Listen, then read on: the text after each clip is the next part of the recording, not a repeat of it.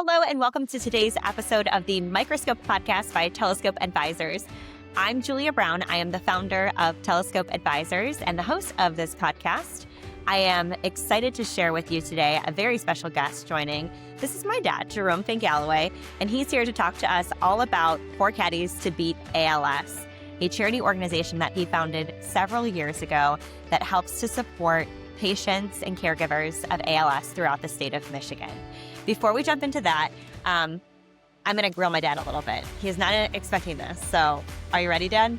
Sure. All right. Have you ever listened to the podcast?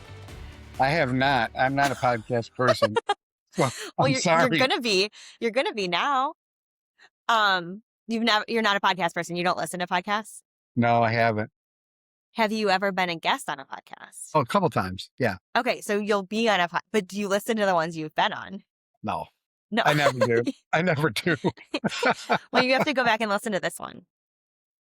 Okay. If you would have listened to this podcast, you would know why I started this podcast. To make money. No, I'm just kidding.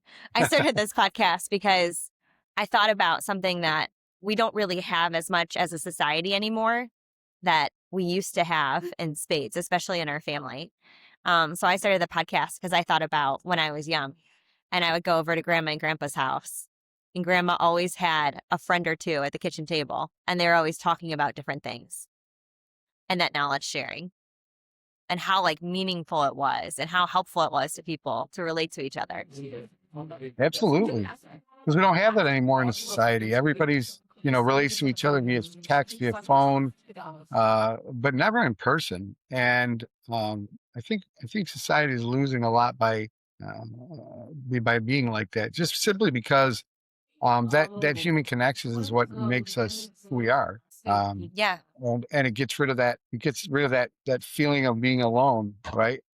So yeah, I agree. Yeah, I mean, I think about Grandma Lou having a friend over to share a donut or a grapefruit or have a conversation about what was going on in the church community or what was happening within, local politics, whatever she was interested in at that time. Always Art, over music, a cup of coffee. Always over a cup of coffee. Yeah, absolutely. That brings me to my second point, which is I'm taking this call from the coffee shop today, partially for that reason and also partially because my 4-year-old is out of school. Teddy's out of school this week. And I didn't really want him stealing the show because I knew if he saw or heard you at the house, he would be front and center in the frame. You got to love Teddy. There's no way other to do that. My editor is not going to be happy with me because there's going to be a lot of in the background that she's going to have to edit out. Yeah, absolutely. Or not. People are really into that ASMR stuff now, like the noises, like crunching an apple or like the clacking of the nails. It wouldn't matter to me because I'm not going to watch it either way. You're going to watch it. I'm going to play it for you at your house the night before the charity golf outing, which is on June 14th of this year. That's right. Absolutely. And so June 13th, there's going to be a sponsor dinner, and we're just going to open it up with a highlight reel, the best couple of clips of this podcast, I think. God, I hope we have a good couple of clips. Okay, so this is maybe a hard conversation or maybe a conversation you've had enough times now that it doesn't feel so hard. But let's start with what ALS is. The audience, some people will have had experiences or secondary experiences with it, but other people will have no idea. So what is ALS? Well, ALS is the real name for it is amyotrophic lateral sclerosis.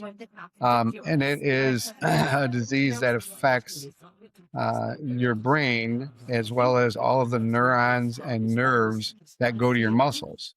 The biggest part for that people need to understand is ALS doesn't happen all at once, and that it's very unrelenting. It starts with the best way to start this is it's a disease that they rule out everything else when you have weakness in two of your limbs, usually on opposite sides. For me, it was my right arm and my left leg, which led to my diagnosis. You also have something called fasciculations, which is the nerves twitching because the brain has told it to do something and the nerve doesn't respond. And so it continually tells it to do something. That's why there's switches. Most people with ALS have a very short lifespan. There's three types of ALS. There's bulbar, which is generally seen mostly in military people that are retired. They have no idea why. They don't know why that is, but it's very Wait, quick. can I stop you? They don't know why, but like, is it assumed that there's like some chemical that they're exposed to that the rest of No, us aren't or anything? no. Huh. Absolutely not. They've checked for that.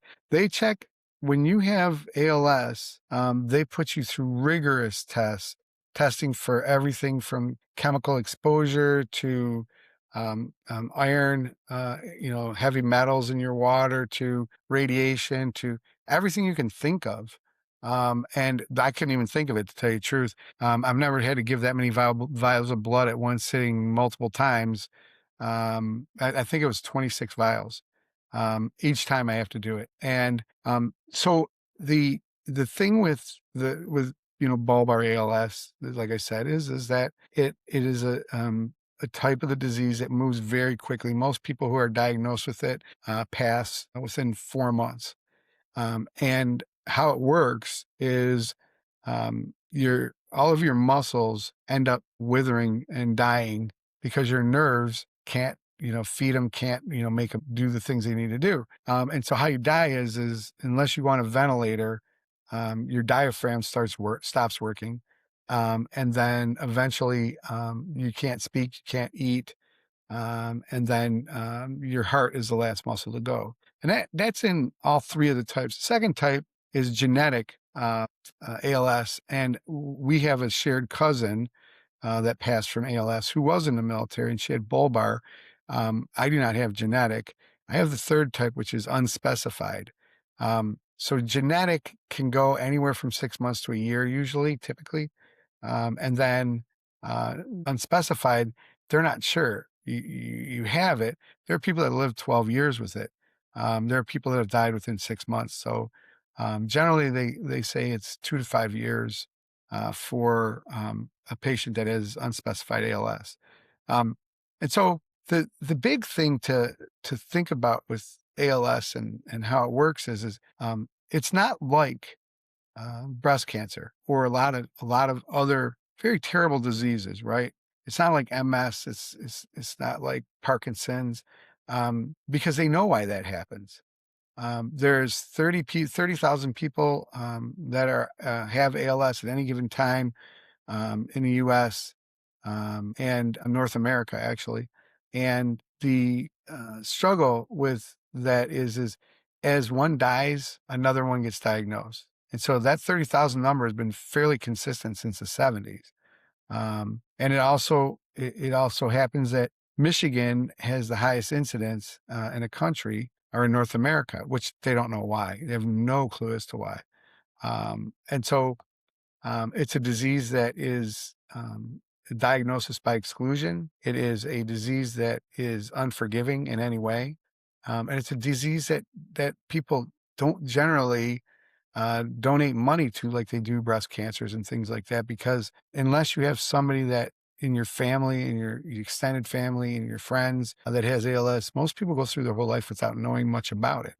And so, that's particularly how ALS works. Do you think that there are more cases that go undiagnosed because it is or it can be such a fast moving disease that some people they die but aren't even diagnosed? No, I don't think so. I think typically what happens is in a case like that, they might only have a month to live when they get diagnosed. Their doctors might just barely.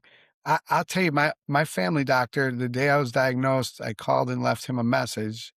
And who I was very, very, very good friends with. I'd seen him for 35 years. And he had me come in the next day. And I came in the next day, and we sat down and talked. And the thing that he said he said, Jerome, I in all my years of practice, I've never had an ALS patient. 35 years, I've never had an ALS patient. And so his take was well, the good news is there's no pain with ALS. And so, you don't have to, worry about that. And I had all this pain in my legs and my right arm. I couldn't figure out. So maybe I'm misdiagnosed. So I come back a month later, I still got the pain. I said, I still got this pain. And he goes, well, it's probably something other than ALS, right? And so he stepped out of the room for a minute because he was drawing blood. And I Googled, do people with ALS have AIDS? Right away, it comes up. People with ALS have extreme pain in their extremities, throughout their diagnosis up to their passing. I showed him that. And he said, wow, I didn't know that. And I just laughed. I truly just laughed. I thought it was funny. And so even doctors, like your general and your family practice, unless you go to a neurologist who specializes in ALS, which I am so thankful, I have the best doctor and the best care team, I think, in the country. Dr. Arcilla is known throughout the Midwest. She treats significant people from Ohio, people from, Indiana, Illinois. People come from all over to see her. And I'm extremely lucky that she is my physician. I can't say enough nice things about her or my care team, Randy or any of them. Well, you mentioned that in Michigan, it's got like the highest per capita diagnosis of any state in the US. So my question there is kind of similar to the last one. This is a chicken or an egg thing. Are there specialists here because there are more patients here, or are there more diagnoses because doctors have a better understanding because of the specialty care teams that are so advanced here? The only person that can diagnose you with ALS is a neurologist. And you have to get sent, typically to a neurologist when you're having these symptoms. Physicians look at everything else and say, maybe it's this, maybe it's this, maybe it's this. A neurologist has a set core of tests that, puts you through everything that you're going to be through. When you talk about the state of Michigan and why, it's not that there's more neurologists here. It's not that because it has to be a very specialized neurologist. Most neurologists that treat ALS patients don't treat any other patients. They're very specialized in that. And so it's the funny part is they just don't know. They don't know why there's so many in Michigan. And that's the thing. If I had to describe amyotrophic lateral sclerosis, how I would describe it is it's a disease they don't have any idea how it happens. And there's some extreme issues within the community of people that have ALS, and people that focus on that, because so there's 3 separate organizations that get data from ALS patients for research. One of them is the VA. And remember, there's a lot of patients in the VA. The next one is a centralized, Midwest region, and then there's one that's north. There's ones in Europe as well. The interesting part about this is none of them will share their data. So even though the VA has probably the most data around the bulbar ALS, and not every single patient with bulbar ALS goes through the VA, they still Right. won't share their data with the others. Exactly. And the problem is now you got a bigger pool to look at to try to figure this out, right? And the big struggle, with this is trying to get them together, right? We've gotten ALS has gotten funding some. I think they got $14 million from the federal government, compared to, and when I talk about these other diseases, I have just as much empathy and sympathy for them, because I know, I don't know what they're going through, but I know how hard it is. And as a clinician, as a respiratory therapist, I've treated patients with ALS and different cancers and, AIDS, HIV. And so as a comparison, ALS finally got $14 million for research, the ALS, association. And HIV, I think, was something like 126 million. And so ALS has been around since the 1800s. I think the first case was diagnosed in the 1820s. Interestingly enough, the drugs that I take for ALS were created in the 60s. And the newest one is actually for genetic, and it was just past the FDA recently. And they've had some good luck with it with some of the people. And by good luck, here's the funny thing. the medication that I take, which is very expensive, is at the very best, it may give me 3 more months of life. They're not sure if it's 3 good months or 3 bad months, but it's 3 months. And so, for me, I look at this in a very simplistic way as far as, the treatment. We just have to find more answers. We just have to try to figure out, what's the genotype, how it works. And once we see that, then we'll figure out a cure. And it won't come in time for me, but I'm in 3 different research studies. One of them, they draw spinal fluid every 3 months from me, compared to other people's, compared to people who don't have ALS. Um, that my hope is through doing that, then other families won't have to go through this. Other people won't have to go through this. So I'm going to slow us down for a minute because you kind of like came out with it and said you're an ALS patient, and I hadn't really prepped the audience for that yet. So let's take a step back and see if we can understand, because most of the people who are listening have not been diagnosed with a terminal illness. I have not been diagnosed with a terminal illness. What happens? And everyone's different, but like, what do you do? How do you receive that news? What were the first things that you thought about or did after you got the diagnosis? Well, I guess the first thing I would say is how many times have you seen me cry in my life? Probably very few. I think once. Yeah. Once, I think that I it's can when my remember. mom died. It And was. and so I walked out after hearing it, got in my car. I had one tear roll down my cheek. I was looking in the rearview mirror, and I thought to myself, well, I've got an amazing wife who I've been married to almost 40 years. I got 2 wonderful children, just absolutely wonderful. I got 2 great, just wonderful grandchildren. And then I thought, I've got, my family, and I've got so many amazing friends. And, to me, I started thinking about God. And I thought to myself, I'm a Catholic, so it'd be pretty hypocritical of me if I didn't want to go meet him, or I was afraid to go meet him. Because I can't tell you I've led a perfect life. I can't tell you I've led a good life. But in my mind, I think I've done enough, and I've tried to do enough. And so, the thing I've always told you is, do what you can, when you can, whenever you can, for anybody. And I think that counts. And so I took that news fairly well, in that, if you think about how blessed I am, I always tell people I've never been very good looking, and I've never been very smart, but I've been very blessed, and so hopefully, nobody has to worry about money when I'm done with this road, and, the world will keep going without me, and it'll be all right.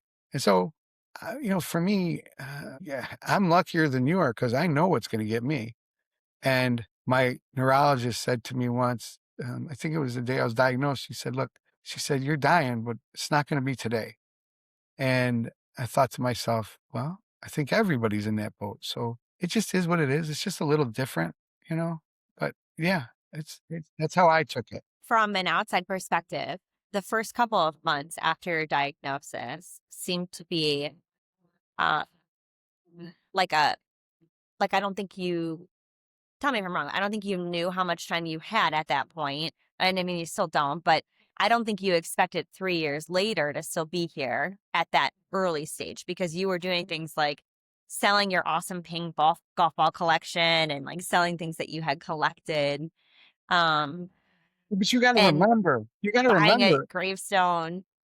but you have to remember, I maybe unlike a lot of people, I'm not going to leave a mess for anybody to have to clean up after, because that's just not how I am. And so, it's funny because you bring up my ping ball collection. I got $13,000 for 100 golf balls. And if I was gone and your mother had to deal with them, Teddy would have been, throwing them around, and you lost half of them in the first week. Just like Um, my Beanie Babies, which was my exactly. retirement font. Exactly. And so, between those things, that my arm's not strong enough to hold up any hunting guns or anything like that. And so I sold all of those because mom wouldn't know what they were worth. And it keeps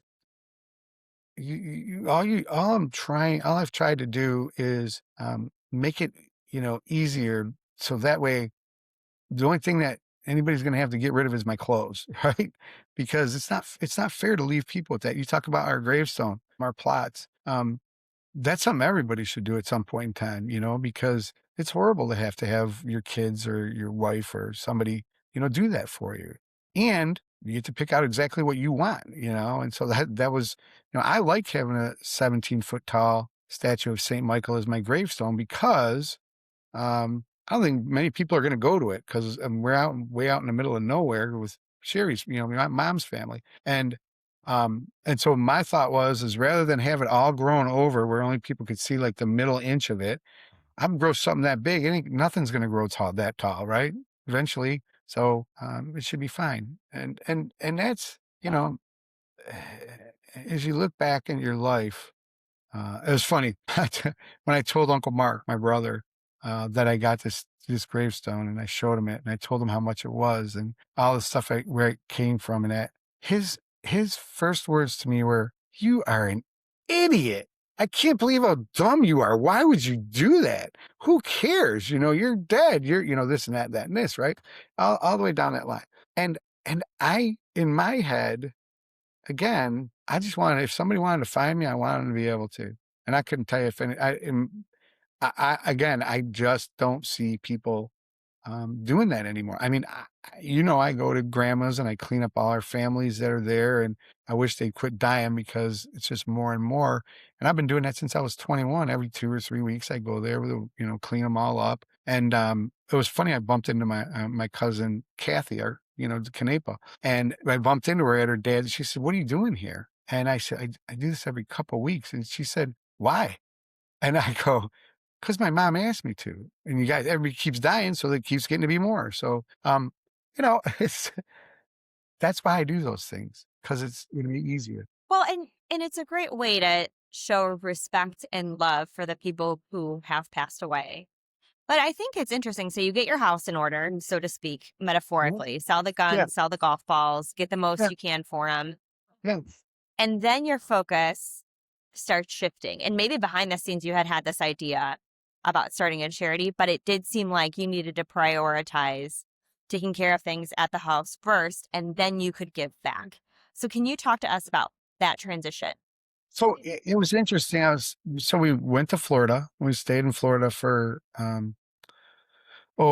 think that time it was 8 weeks, maybe 7, something like that. And I was sitting on the beach, and I was looking out at the ocean, and I thought to myself, "There's got to be ways for me to help. What am I good at?"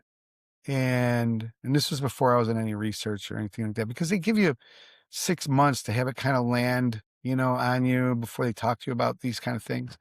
And I thought to myself, I, I can do a golf outing. I don't know how much we'll raise, but I can do that. And so I sat there and I started thinking about, well, I don't want my friends to have to donate a bunch of money, to try to do this. And so I called my CEO, who I was very good friends with, who's now passed away, and asked him. I said, "Would you have a problem if I called my vendors that I deal with and asked them, and make it? I won't make it about work or anything like that. Nothing will change, and I've stayed very true to that." Um, and he said, "If any of them don't, tell me and I'll call them." And I said, "No, no, I don't want you to twist anybody's arm." And so the first year, and then how did it become Four Caddies, right? Because I knew I was going to need help. And I know how busy you are, and I know how busy, people are. And so I decided I need to make a board that all has their niches. And so, th- 3 of my best friends, and I were caddies when we were young. And, we used to walk down our street, get on a bus, right, at about 10 miles into Detroit, get off the bus, walk to the golf course. We were there at 5:30 in the morning, and got in line to carry bags. And it was a way to make money. It was a way to help my family. We had a very large family. It was great. And I didn't know anything about golf when I first went there. We had to take caddy lessons. I don't know how to do this and what to do with that and all those things. And my three best friends and I did that over, multiple summers. And so, I thought to myself, well, I'm going to ask them. And it's one thing that has always kept us together. It's funny. We don't golf together that much. We usually golf. I end up golfing with every one of them, but I think it's because I'm the one who pushes that up. But we always golf together, and so that's where Four Caddies came from. And Wait, hold on now. I'm gonna razz you a little bit because you're my dad. I don't get to razz my guests really. So let's go through this. On the board, you obviously the founder. You love to golf. Yeah. Me, your Right? daughter. When we go golfing, Amazing golfer. amazing golfer. But when we go golfing, do you give any of the guys as many tips on the green as I get? No, because they actually know how to play. They know what they're doing. They've Okay. taken lessons. They've I done want everything to they know need to if you're coming up behind them and repositioning their hips and their hands. No, do. just me. No, just you. You and mom. Okay. That's it. So yeah, okay. So then you and I, and then Craig Myers and Craig's wife, Teresa, is very involved with Four Caddies, but That's also correct. it loves to golf. And so your golf with Craig is usually also with Mom and Teresa, right? Like the four Right. of you Yes. were in a league last summer even, I think. Yeah. And it was a Doing that little, again this summer. the course was a little long for mom. Mom likes to play par threes unless she has to Sure. play Who something else. doesn't? Yeah. So, I take her to a par three course, try to do it every weekend as I can, So that's Craig. Then you've got Paul. So Uncle Paul. And you go usually on like a big trip We once do. or twice a year to We golf. do. So this is like And when you go to Pebble Beach correct. Or or Pine. Congressional or, Yeah. places like that. And What is it? It's not Pine Forest. What is it? Pine Grove? What is it? Pinehurst. Pinehurst. Yeah. Yeah. So the big trips are with Uncle Paul. Yeah. And then you and Dave kind of just Dave play and I play whenever. every week. Dave and I Yeah, play but every week. you're always playing. Local, Yeah, the two of you. I play the same course every week. We've been doing it for 10 years. And it's interesting because this is what ALS does to you. It robs you of things, right? Because I'd never lost to him in my life, and this year I played twice with him, and he beat me by 10 strokes both times. And the reason is I can't hit a ball as far as I could, things like that, right? And he loves it. He's like, oh, I just value the company. And then at the end, he does the scores and he says, man, I kicked your ass. Just laugh. I go, yeah, it's great to beat somebody who's dying. You should hit him in the woods. You're a great golfer. You've always been a great golfer. That's one thing I know about you. I The always other thing love- I know about you Yeah. is that whether you're dying or not, you always say motherfucker on the course more than anybody else I've ever golfed with. Every chance I get. Every chance I get. That's the two, and I always tell people in Detroit, fucker is the first word that you learn, and the second word is mother, and so it's very It's the ingrained sport. in you early. It's the sport. Okay, so let's talk about what skill each of us brings to the board translates to how we golf with you, because I think that there's a parallel there. Sure. Well, Let's start. let's start with you. Yeah. You. Okay. So, you bring energy, you bring excitement, you bring the ability to kind of keep things in line in terms of not so much the board meetings or things like that, but when we need something that's does social media and things like that, you're wonderful at it. And so that's really, what I think you bring. And everybody loves, you. So it's great to have you there. Mom, she's a recording secretary. Why? Because nobody else would do it, and she's good at it. And she's really good at it. And she takes too much time doing the minutes from the meetings that we have, because we have such a large outing, that we have to start in January. And we did it in June this year because it was so blasted hot the last 2 years in July. But it just shortened us up by a month. So we had more to do even. So our first meeting was right after Christmas, to get this going. And so that's very important, because as a 501c3, we have to have agendas and meeting minutes and things like that to stay compliant with the federal government and the IRS. And then, you know, if you go to Dave, Dave has been a CFO for large, like U.S. Steel and large steel companies, traveled the world, and he brings to us the ability to, keep our financials and, things like that. And he's also very organized, more organized than I am, believe it or not. And so he keeps us on pace when we're going through these meetings and setting things up. He's, right there and has it.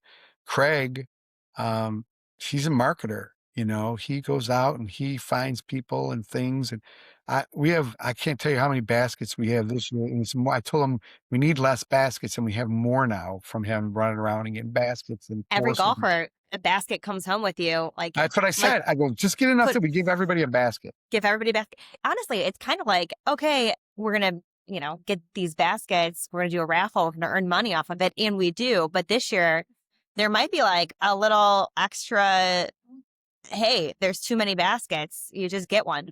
I agree. I agree. And I'll take the pickleball one. Yeah, there you go. And then, Uncle Paul, he does, he did IT his whole life, right? And so, he's worked with Gwen Bueller, who's helped us with our website and created everything that we needed. He's done, all of our financial piece that comes in through our website. He had to set up that IT part of it. And so, everybody has their niche. And in my head, they all said, what can we do? And that's how it came about. Originally, I just thought it'd be you and I and Mom. And I was trying to figure out a name. And then I was telling Dave about it, and Dave called Craig, and Craig called Paul. And that's where Four Caddies came around. And the neat thing is, people always ask me, why is it spelled F-O-R-E? Right? It's not spelled F-O-U-R, it's F-O-R-E. And the reason is because when you caddy, you have something called a four caddy. And a four caddy stands out, in the fairway, and the ball comes, and, hopefully you don't get hit. Hopefully you can see it. You're not looking into the sun. And then you can spot the balls for them. And so we all had to do that many times as we were caddying, and you get paid half as much, but still, hopefully you don't die. That's where it came from. That's how we gained Four Caddies. Well, tell me about this year's event, because you mentioned that it had been in July. Now it's moved up to June, so it's not so hot. Maybe, hopefully not as likely a chance of thunderstorms. What are some lessons you've learned over the years in hosting the event, like day of? Yeah, let me start by saying, our first year we raised $53,000, and I couldn't believe it. I thought that was it was amazing to me. And our we goal donated, was 10. Yeah. What's that? Remember, we were like, if we could get to 10, we would beat 10, the yeah. highest grossing other ALS charity, not even just golf charity, just like overall, any charity for ALS was going to be about 10K. And that's kind of what they expected you to do. And you did 53. Yeah, exactly. And we did 53,000, and we donated to the ALS Association. And, and we were really happy with that. And that's national? Is that the ALS Association national, not like a Michigan chapter? Correct. And then I found out our donation kind of got watered down, because it went into finding more people to get people to, get donations. And so we decided the second year we were going to use or go to ALS of Michigan, which takes care of only patients in Michigan. And they, their big need was respite care. And people people probably don't know what respite care is, but I'll give you just a quick understanding of it. Um, what it is they send somebody into the home 4 hours or 6 hours to give the caregiver a break. They can go shopping, they can go sit on a park bench and clear their head, whatever. And so, and that's really important because by the time the person dies, whoever was their primary caregiver is so worn down that generally something happens to them as well. And so I thought, for me, I would love for half of the money to go there and half of the money to go to Henry Ford Neurological Research. And that's where you And go? That's where your that's medical team that's is? right. I go to Henry Ford, and it's all that money is designated to go to research, and Dr. Ursula does research, and so it's really important work that they're doing.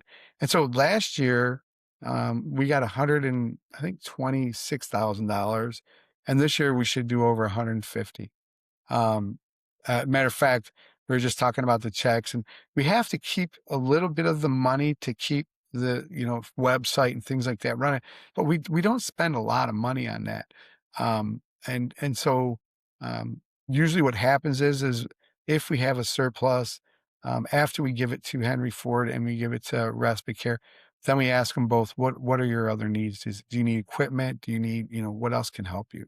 And last year, Henry Ford asked us to buy some equipment for them, some ventilators, and we did that. And so, um, you know, it's amazing how charitable people are. I have, here, let me grab this. See if you can't see this thing. Reach it. So, Oh, wait a second. I just have to shout out here. Anyone who's watching on YouTube, you're getting a view of all of the sponsors from last year's event on a placard here. If you're not watching on YouTube, go over to YouTube and watch it. yeah, and so there's companies like United Healthcare on here, Enterprise, um, uh, Rapid 7, UKG. There's just huge companies that it was their vendors that, the vendor that I work with that I said, look, could you help me with this? This year, that what I learned this year is ask for more. Um, Well, and even before we go into like the ask itself, I'm going to take us back to very early in our conversation, which is sure. why I do this podcast, which is relationships matter. And you're not, I mean, in some cases, you might be cold. This might be cold outreach. But for the most part, these are vendors who you do business with anyway as a healthcare executive. And so they know you. There's a relationship, there's a familiarity. And your superpower that I've seen my whole life from as long as I can remember is being able to make anybody a friend quickly. Oh, Like I remember standing in bank lines, yeah. waiting for you to deposit a check. And it's a Friday, so everybody's doing the same thing. And, everybody's huffing and puffing in line, and you got them all laughing within 10 minutes and, gave out 5 business cards. So, like, I do think that the relationship piece is really important as we talk about fundraising and sponsorship. Absolutely none of those were cold calls. They're all people that I've known for a year to 25 years. We have one person who is very high up at um, a managed care organization. I don't want to tell you which one because she'd be very embarrassed.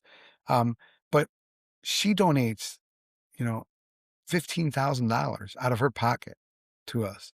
Um, we have companies that donate $25,000. I think the first year, the lesson I learned was ask for more. The second year, I think the lesson that I learned was ask for even more. And that's pretty much, it's amazing to me how generous these people are. I mean, they truly, truly are generous. And we have people coming from these companies. So we put on a sponsors dinner the night before, and sponsors and volunteers, and it's held at Vangheluwe Farms, our farm, and we have 40 acres, and we get tents donated, we get porta johns donated, we get band. Dinners. I always have to pay. I don't know why, but I always have to pay for the band. All the food and the liquor is donated, and so um, these people come from, as far away as Toronto, and Utah, Florida, I mean, it's probably 30 states they're coming from. A bunch come from Texas. And so, and they all fly in. They get a hotel room. They, come to the sponsors dinner. They mingle. They talk to everybody, and it's when you talk about it's, about the in-person relationship. That's why they do this, because they're meeting with other people. Some of them, I guarantee, are looking at it as a business opportunity, and that's fine with me. I care less. But the others that aren't, that are truly there just because they had a great time. I love that. It makes me so happy, for that. I always say, somebody told me once, God's happiest when his children are at play. That's at play for me. That whole weekend is fun and it's great. Well, and you talk about sponsors and them being vendors. You're an executive, you're in the C-suite at a company called New Day Healthcare, home healthcare conglomerate. Correct me if I'm wrong. And the one of the integral people to the success of Four Caddies, who's not on the board, has been Scott Herman, who, near and dear friend to you, has helped you throughout your career, and passed away earlier this year. So I wonder if this year feels different than past years with his absence. Well, this year feels different than past years, for sure. Scott Herman was somebody who was very, very dear to me. He was the type of person that if he was talking to you, he had your full attention.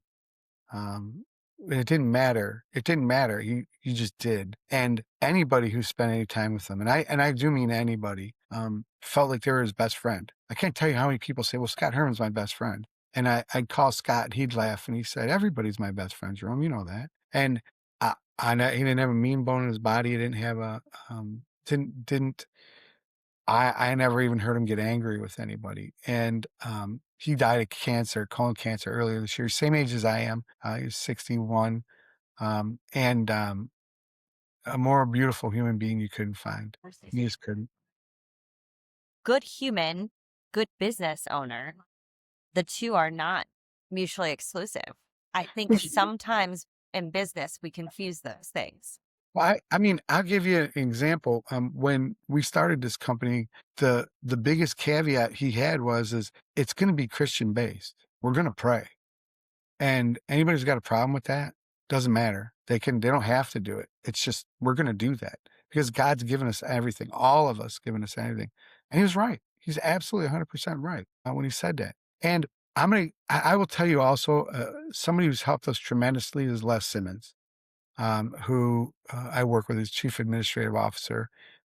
He has been an absolutely incredible help to Four Caddies. He's helped raise money. He's given us time. He's done so many great things for us. And I would be remiss without saying that as well. So how are you honoring Scott's contributions this year? It's so funny you say that because I wanted to get a trophy this year because we never had a trophy. And I thought, I'm going to spend, this much money on a trophy, $400 or $500, and it's going to come out of the coffers. And I thought, well, maybe maybe I'll get a trophy in Scott's name and have put his name, like Scott Herman, Memorial Trophy. And then I told two people and they were like, well, I want to contribute to it. And I couldn't put any more names. It kind of looks like the Stanley Cup. I couldn't put any more names. I had 10 people I had to turn away. And we had a trophy that was made in Italy. It's sterling silver. And it's about, 2.5, 3 feet tall. And it's got blocks of wood underneath it. And then it has this silver cup, very large. It's absolutely gorgeous. And every year people will get their names put on it. And every year, it'll keep going and going and going until somebody takes it and melts it for the silver. Probably won't be you. Could be Joel. I'm not sure. Talk to your son about that. I'm just kidding. What a beautiful way to honor Scott's memory. I can't wait for the event. It's on June 14th. Let's talk a little bit about event details. And are there still opportunities to sign up either to golf or to donate? Well, I tell you what, as far as golf goes, we have one foursome that we can still fill. We don't have to. The max is 156 and we're at 152. It's $200 a person to play, 800 team. we'll have all kinds of raffles. And when I say raffles, we have really good stuff.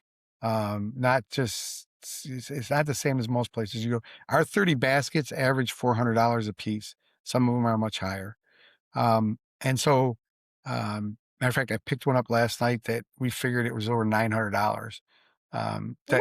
I want that one. You have to tell me which one that is. It's just going to be 10, 10 for, what is it? 10 for $10 or something like that, like whatever we do the tickets with.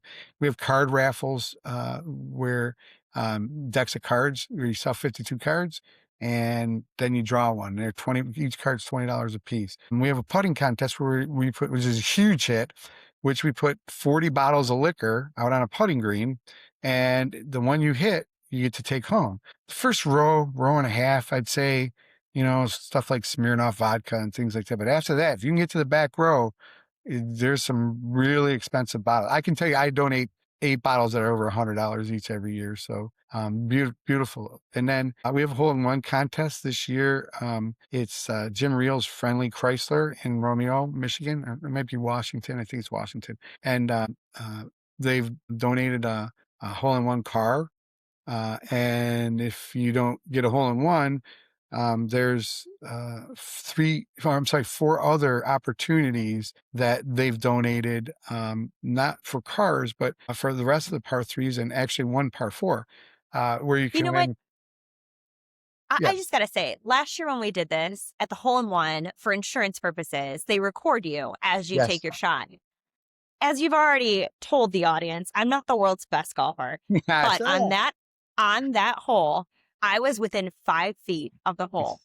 Within 5 feet. And I turned and I looked at them and I said, can you send me that video? Like, I want that video. And they go, oh, well, like, when it didn't go in, we already deleted it. And I was like, that was like the best video that's the best shot of my life. Anyway. So yeah, it was a lot of fun. The golf cannon's fun. There's like a ton that you guys do without it being too fluffy. Like, it's still good for people who are serious about golf, but there are opportunities to have fun too while you're on the course. Because not some of the people that play in it don't play a lot. It's a scramble format, so everybody hits a ball and then you pick up whichever one you want to play. That's when you play. And so, I mean, it's great. And then we have an open range at the turn. You can get a hamburger or a hot dog. And then we have a dinner afterwards. It's usually, great food. It's an open bar. And that's where we do the raffles and all of that stuff. And what course is this? Where are we playing this year? It's at Greystone Golf Club, which is in Washington Township, Michigan. And it's on June 14th. It's on the tournament's on June 14th. And you can register in advance if you're one lucky foursome. There's still plenty of opportunities for me to add, because I can make this sign bigger. If you want to donate and become a whole sponsor, I can make it taller. I can make it wider. It doesn't matter. To be a whole sponsor is $500, and it's a great cause. And we donate so much money. In 3 years, we're almost $350,000 in 3 years, and so we're working on it. That's meaningful change. Absolutely. Are you donating to the ALS of Michigan and Henry Ford again this year, or have you stepped to other charities? Nope, okay. Absolutely. As a matter of fact, in our charter, it says that's who we'll donate to. And so that's what the federal government looks like when we do our taxes, who the money go to. And it's just they just do so much great work. And I truly mean that. I have a care team that every quarter I have to go into. It's interesting because you go in and you're sitting on a hospital bed and somebody has to come with you, and the neurologist comes in first. And then once the neurologist is done, then you have PT and OT, and they come in and they talk to you and they, can make suggestions on different things. And then a respiratory therapist comes in and does, pulmonary function tests, which, by the way, I'm in a 96th percentile of men my age. And so I asked the pulmonologist, I said, does that mean I can smoke 10 cigars a day instead of 8? He said, it's not hurting you. Smoke as many as you want.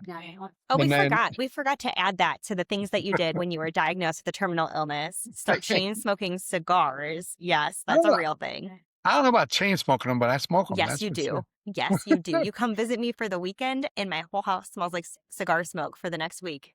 It's But that's the beauty of having me over. what do you say? Smoke them if you got them. Smoke them if you got them. Isn't that what that means? Yeah. Listen, I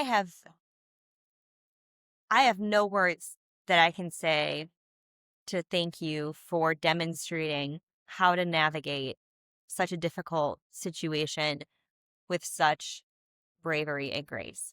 As your Oh, daughter, there's nothing I that's can say. that's awful nice of you to say. I just, in my mind, like I said, I'd be an awful hypocrite if I didn't want to go meet God at some point, and I was afraid to.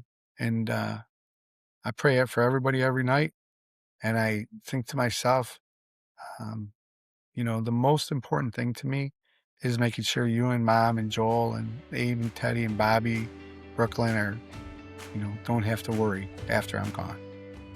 Well, for all of my prospective customers out there, I am not rolling in the dough. Do not listen to him.